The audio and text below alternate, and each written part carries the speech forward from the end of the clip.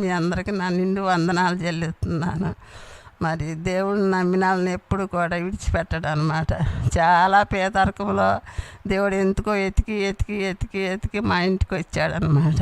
మరి ఎందుకో అంత ప్రేమ మాకు తెలియదు.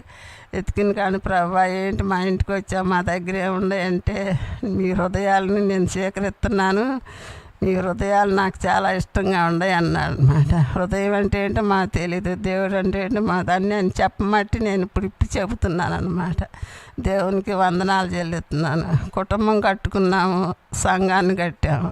కుటుంబం కట్టుకున్నాం చాలా కష్టం, సంఘాన్ని కడతాం చాలా కష్టం అన్నమాట.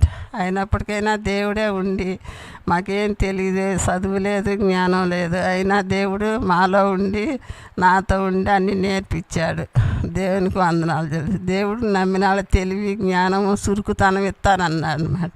అలాగే ఇచ్చాడు. కష్టం ఎంత అంటే అంత లేదు. చదువుకోవాలి పిల్లలు, కుటుంబం జరుపుకోవాలి. మరి సంఘం మరి అనుకోని రీతిగా మీరు సంఘంకి కాపర్లుగా ఉండాలన్నాడు.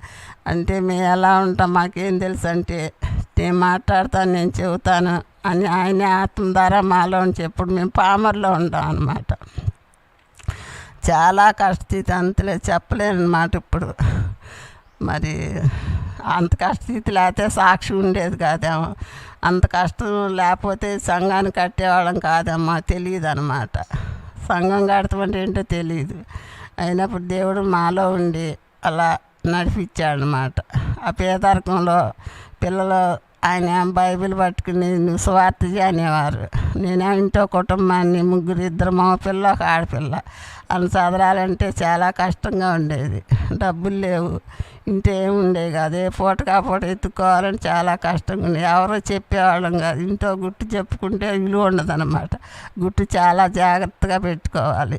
గుట్టు ద్వారానే ఇంట్లో గుట్టు ద్వారానే మనం దేవునికి దగ్గరకు అవుతాం అన్నమాట. గుట్టు లేకపోతే దేవుడికి దూరం అయిపోతాం. గుట్టుగా కుటుంబాన్ని కట్టుకుని పిల్లల్ని మన వచ్చి నన్ను చదువుతూ ఉండేవారు. ప్రైవేట్లు చెప్పిద్దామని డబ్బులు ఉండే కాదు. ప్రభువా ఎటాగానే అడిగేదాన్ని, అన్నీ దేవుడికే చెప్పేదాన్ని. కానీ ఎవరు చెప్తే అల్లరి చేస్తారు కదా, దేవుడికి చెప్పేదాన్ని, ప్రార్థన చేసేదాన్ని. కుటుంబ ప్రార్థన కంటిన్యూగా 6ంటికి చేసేవాళ్ళం అనమాట. ఆ కుటుంబ ప్రార్థన ద్వారా పిల్లలకి జ్ఞానము, తెలివి, పిల్లలు చదువుకుని నేను విద్యావంతులు చేస్తానని వాగ్దానం చేశాడు. అలాగే విద్యావంతులుగా చేశాడు, దేశాలకు పంపించాడు. దేవునికి ఇది మా బలం కాదు, ఆయన వాగ్దానం చేసి పంపించాడు అన్నమాట.